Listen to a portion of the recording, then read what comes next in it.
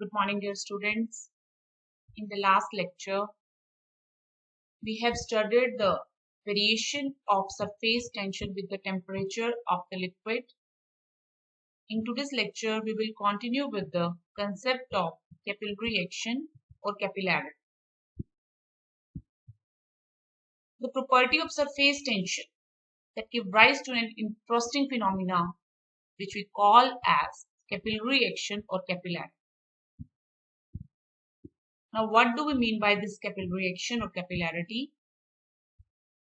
Whenever a capillary tube is dipped in a liquid which wets the glass, for example water, we have dipped the capillary in water and this capillary is of glass and water wets the glass. So what will happen? The level of water in the tube will rise up as compared to the free surface of the water in the beaker. Means there will be capillary rise taking place. Whereas in case of a liquid which doesn't wet the glass, if you will dip a capillary tube in mercury which doesn't wet the glass, you will see the level is suppressed in the tube as compared to the free surface of mercury in the beaker. As we can see in this figure, this level is now depressed as compared to the level outside the tube, and this is known as capillary fall. So in case of water, there is a capillary attraction, whereas in case of mercury, there is capillary repulsion. Now, capillarity is what? It is a phenomena of rising or falling of a liquid surface in a small tube as compared to the adjacent normal liquid level. As you very well know, the rise of liquid is known as capillary rise and depression of liquid level is known as capillary fall. So what are the various forces responsible for the phenomena of this capillarity? First one is the cohesive forces. Cohesive forces are what? These are the attractive forces occurring between like molecules. Such type of forces are referred to as cohesive forces. Now, what do you mean by adhesive forces? When attractive forces occur between unlike molecules, we call it as adhesive forces.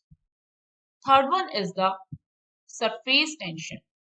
Surface tension is a phenomena which arises at the surface of liquid due to strong cohesive forces among the molecules of the liquid. So, all of these forces are responsible for this phenomena of capillarity. The interplay of these different type of forces will result into the phenomena of capillarity, and what type of liquid will rise and what type of liquid will fall, these all depend upon the strength of these different type of forces involved in those liquids. So, when the forces of adhesion between the molecules of liquid and solid, they are greater than the force of cohesion among the liquid molecules, what will happen? The liquid molecules will tend to crowd towards the solid surface, as they are having much tendency towards the solid surface. So due to this, the area of contact between the liquid and solid surface will increase, and liquid will thus wet the solid surface. So what is happening when adhesion forces are stronger as compared to the cohesion forces?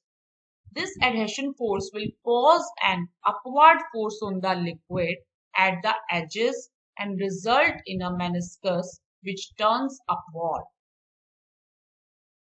We also call it as a concave meniscus. It is turning upward at the edges because of strong interaction between the liquid molecule and the solid molecule. So due to adhesive forces, we are getting a concave meniscus, which is turning upward. Now, what will be done by the surface tension of the liquid present at the surface, which is present along the meniscus? This surface tension will act to hold the surface intact. Now, if the diameter of tube will be sufficiently small, such as in a capillary tube, the combination of this surface tension and adhesive forces will result into lifting the liquid against the force of gravity. Because of adhesive forces, we will get a concave meniscus, and the surface tension will act along the meniscus and will draw it upward, it lift it upward against the force of gravity. For example, when water is dipped, when thin glass tube is dipped in water, what will happen? There are strong adhesive forces due to hydrogen bonds formed between the water molecules and oxygen atoms present in the glass tube wall because of silica present in glass.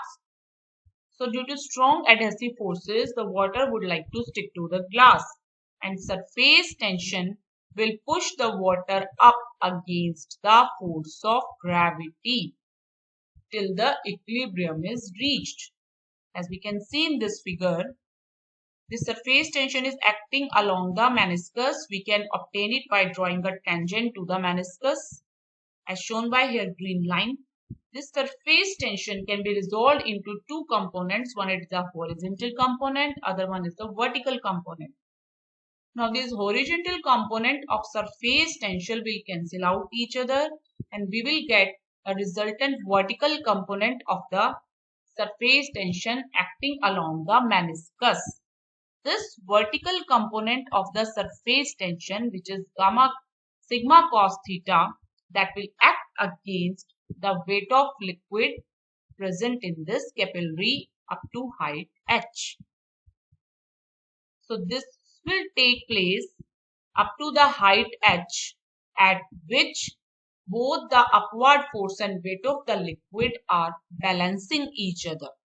So this height is determined by the surface tension of the liquid and weight of the liquid at point where these both are balancing each other. Now you will see the narrower the tube, the greater will be the rise of liquid in the tube. Moreover, if the surface tension of liquid will be high, there will be greater upward force and hence more lifting of the liquid against the force of gravity. Also, if there will be increased ratio of adhesion to cohesion, that will also result in greater rise of the liquid in the capillary tube. Now, there are various examples of capillary rise we go through in our daily life, like blotting paper absorbs the ink by capillary action. This is all due to the pores present in the blotting paper which act as capillaries. Similarly, oil in a lamp rises up the wick through the narrow spaces between the threads of the wick. Similarly, a sponge retains water due to capillary action because of presence of pores between them. Walls get damped in the rainy season because of absorption of water through the bricks, that is also taking place due to the capillary action. Now, what do we mean by capillary fall? As we already discussed the capillary rise, this will be a reverse phenomena taking place when the force of cohesion is greater than the force of adhesion. For example, when we are dipping the glass tube in mercury, capillary fall is taking place. As we can see in this figure, the level in the inside the tube is lower as compared to the level outside the tube. So there is depression taking place when we dip the glass tube in the mercury. Now, how does this happen? Because of strong cohesive force, we see there will be a convex meniscus in case of mercury. Due to this convex meniscus, the surface tension which is acting along the meniscus, that will be directed downward. So net force of surface tension is now acting downward, that will result into the suppression of the liquid level in comparison to adjacent normal liquid level. So the liquid in which there are strong cohesive forces, we will have convex meniscus and there will be depression in the level as compared to normal liquid level outside the tube. So this is known as capillary fall. Now next one is, what are the various methods of measurement of surface tension? There are many methods to determine the surface tension of a liquid.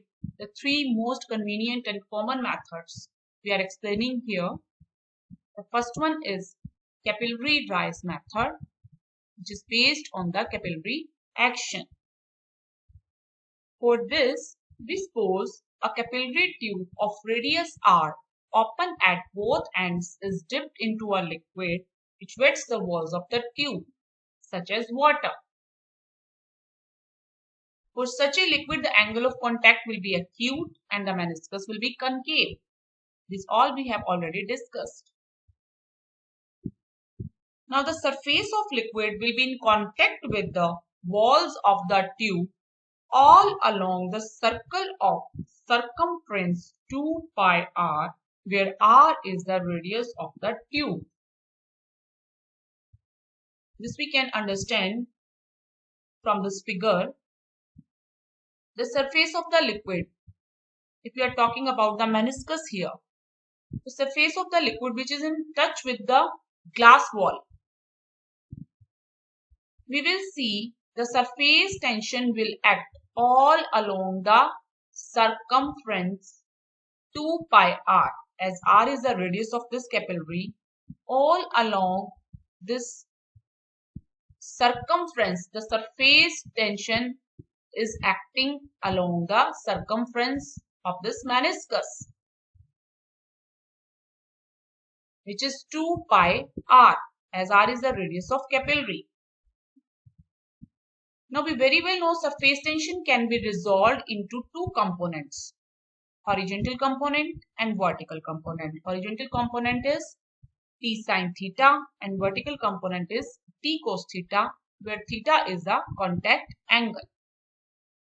Now this horizontal component T sine theta, what we'll see, this is radially outward all along the circle of contact.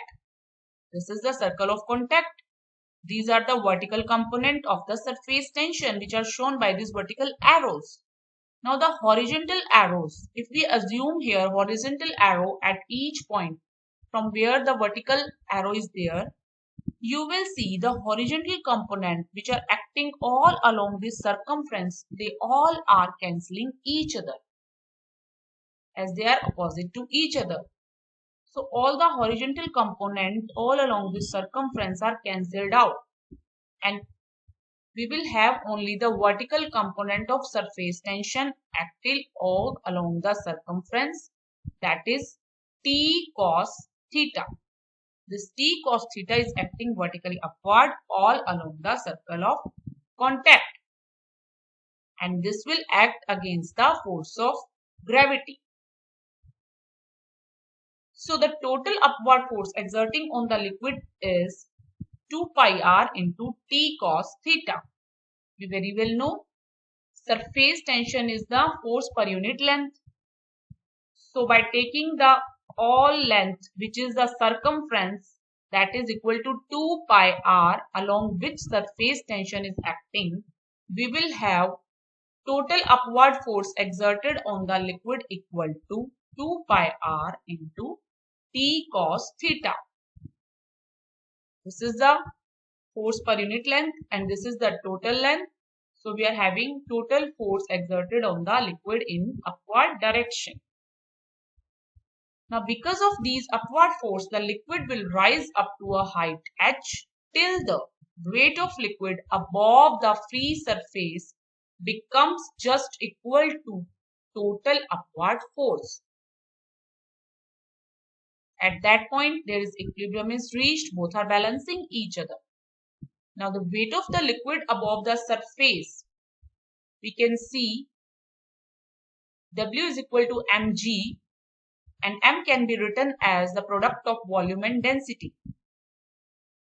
So we are having V is the volume of the liquid, rho is the density of the liquid.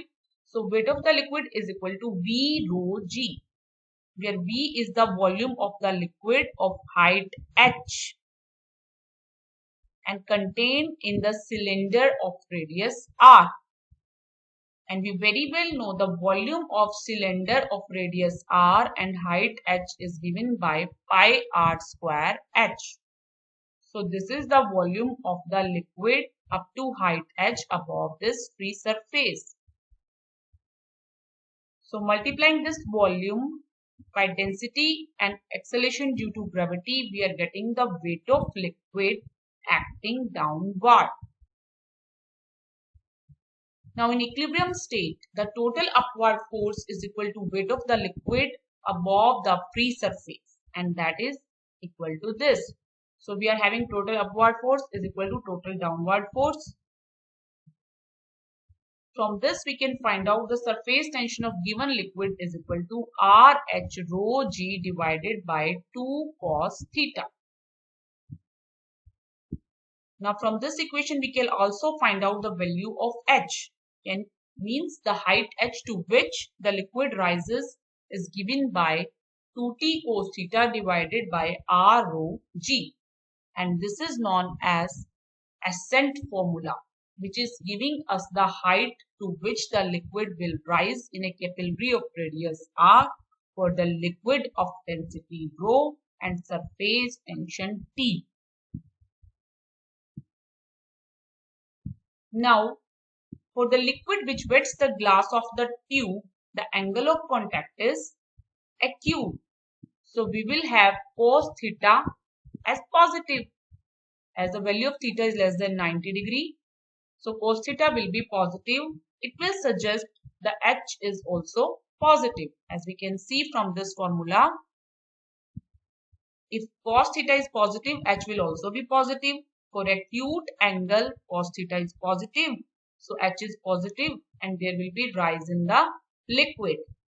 Now if the theta is obtuse, is greater than 90 degree, in that case cos theta will turn negative, which results in the negative value of H, and hence there will be depression in the level, which occurs in case of mercury, where theta is obtuse greater than 90 degree. That's why we will have capillary fall in case of mercury.